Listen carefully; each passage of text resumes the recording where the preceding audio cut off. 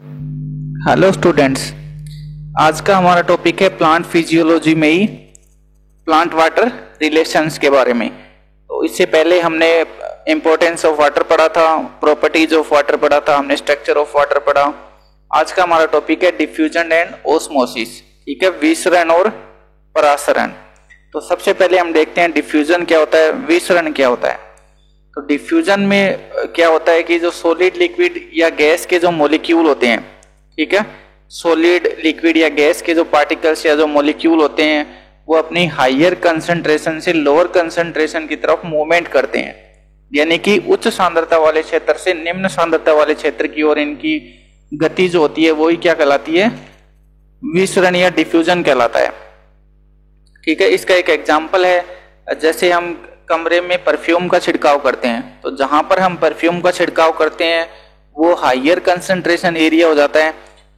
हम देखते हैं कि थोड़ी सी ही देर के अंदर क्या होगा, पूरे रूम में जो परफ्यूम होता है उसकी स्मेल आने लग जाती है। तो परफ्यूम जहां पर हम छिड़कते हैं वो हायर कंसंट्रेशन एरिया होता है, और जहां पर परफ्यूम नहीं छिड़कते हैं वो लोअर कंसंट्रेशन एरिया होता है।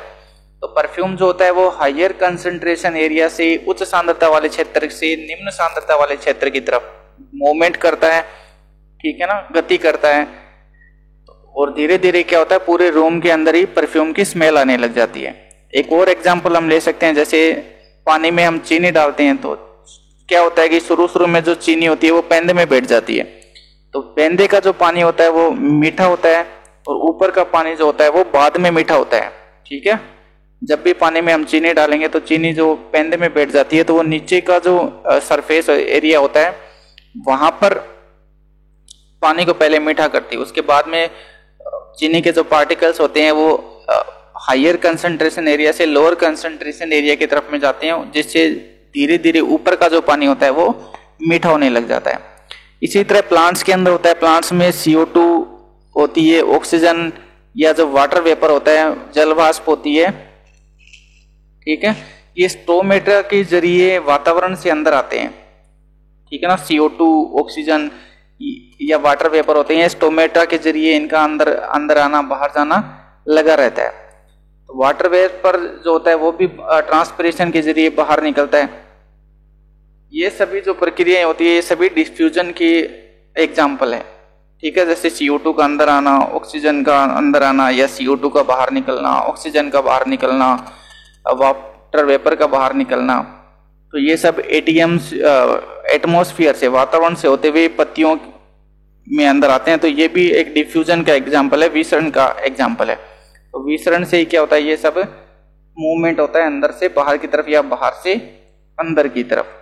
अब डिफ्यूजन के कैरेक्टर्स क्या होते हैं, इनकी विशेषता क्या होती है, डिफ्यूजन की, विसरण की विशेषताएं। तो सबसे पहले तो सॉलिड, लिक्विड या जो गैस के मॉलिक्यूल्स होते हैं ये उच्च सांद्रता से निम्न सांद्रता की ओर इनकी जो गति होती है वही क्या कहलाता है, डिफ्यूजन कहलाता है। एग्जाम्पल हम ले सकते हैं, जैसे पानी में शुगर का घुलना, पानी में नमक का घुलना। अगर कॉपर सल्फेट को अगर आप पानी में घोल रहे हो तो आप देखोगे कि पहले नीचे का जो पानी होता है वो नीले रंग का होता है, उसके बाद में धीरे धीरे पूरा जो पानी होता है वो नीले रंग का हो जाता है। तो ये सब किसके एग्जाम्पल है, डिफ्यूजन के। Diffusing molecules moves randomly.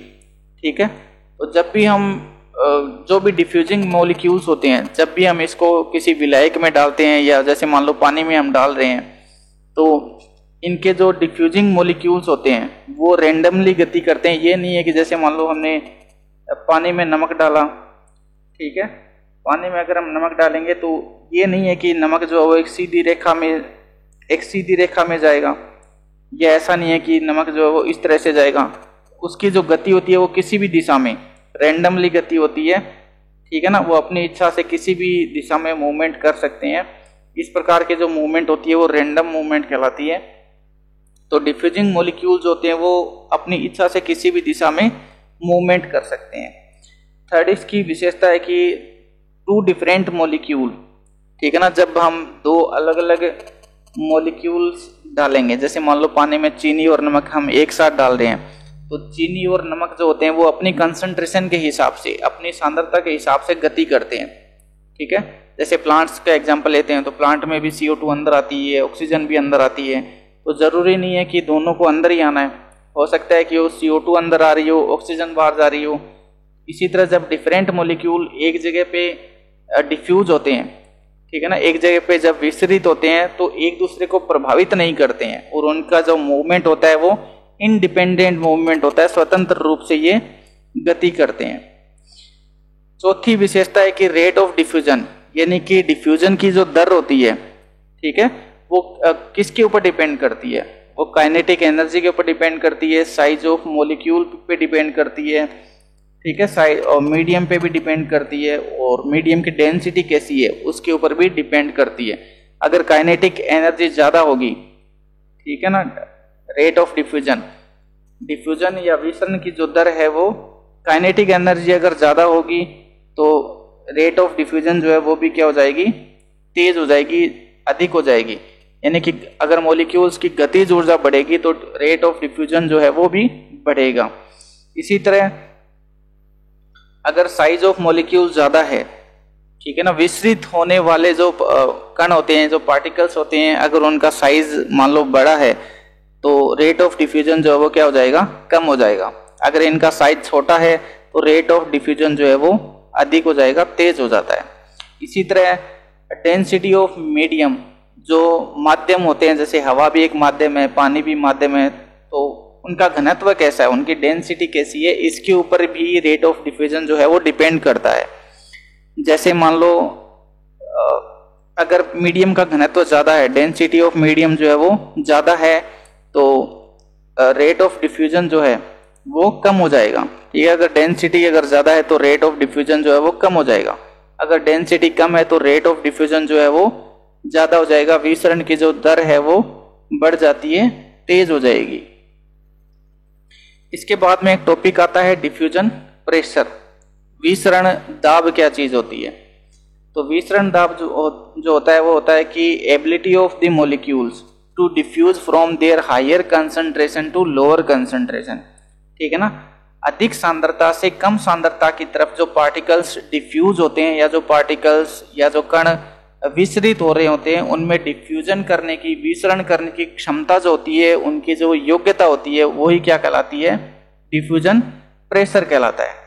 ठीक है ना, कोई पदार्थ जो है वो अधिक सांद्रता से कम सांद्रता की ओर विसरित हो रहा है, तो उसमें विसरित होने की योग्यता कितनी है, उसमें एबिलिटी कितनी है, ये क्या कहलाता है? डिफ्यूजन प्रेशर कहलाता है, विसरण दाब कहलाता है। जो डिफ्यूजन प्रेशर होता है वो समानुपाती होता है या प्रोपोर्शनल होता है नंबर ऑफ डिफ्यूजिंग पार्टिकल्स। ठीक है ना, नंबर ऑफ डिफ्यूजिंग पार्टिकल्स, जितने ज्यादा पार्टिकल्स होंगे, विसरित होने वाले कण जितने ज्यादा होंगे, डिफ्यूजन प्रेशर जो है वो उतना ही ज्यादा बढ़ेगा। जैसे मान लो अगर एक पार्टिकल विसरित हो रहा है तो डिफ्यूजन प्रेशर जो है वो कम होगा।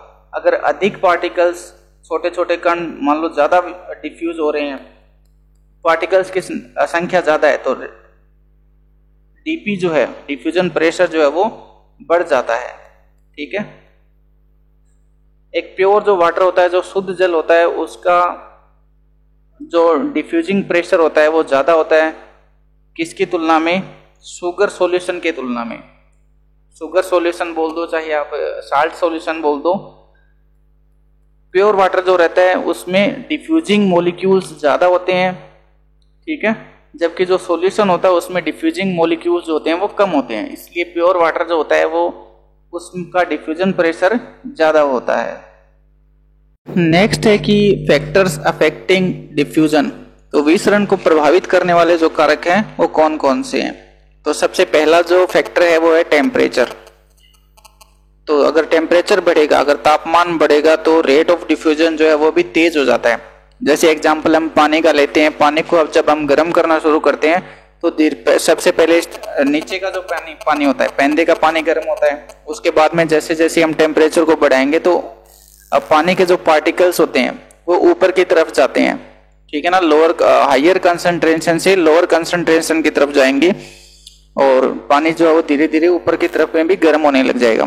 तो टेम्परेचर जैसे जैसे इंक्रीज होगा, रेट ऑफ डिफ्यूजन जो है वो भी तेज होता जाएगा, विसरण की जो दर है वो बढ़ती जाएगी। दूसरा जो कारक है वो है साइज ऑफ मॉलिक्यूल। तो अगर साइज ऑफ मॉलिक्यूल या विसरित होने वाले जो मॉलिक्यूल होते हैं, डिफ्यूजिंग होने वाले जो मॉलिक्यूल होते हैं, अगर उनका साइज बड़ा होगा तो रेट ऑफ डिफ्यूजन जो है वो कम हो जाएगा। ठीक है, तो ये भी एक कारक है जो डिफ्यूजन को प्रभावित करता है। साइज ऑफ मॉलिक्यूल अगर ज्यादा बड़ा रहेगा तो रेट ऑफ डिफ्यूजन जो है वो कम हो जाएगा। तो ये एक दूसरे के व्युत्क्रमानुपाती होते हैं। अगला कारक है मीडियम डेंसिटी। ठीक है, माध्यम का जो घनत्व होता है वो भी डिफ्यूजन को प्रभावित करता है। अगर मीडियम डेंसिटी ज्यादा है तो रेट ऑफ डिफ्यूजन जो है वो कम हो जाएगा। अगर डेंसिटी कम है, ठीक है, यहाँ पे एक एरो गलत लगाया है, मीडियम डेंसिटी अगर ज्यादा रहेगी तो रेट ऑफ डिफ्यूजन जो है वो कम हो जाएगा। ठीक है, अगर मीडियम डेंसिटी कम रहेगी, ये एरो यहाँ पे इस तरह का है, तो रेट ऑफ डिफ्यूजन जो है वो तेज हो जाएगा, बढ़ जाएगा।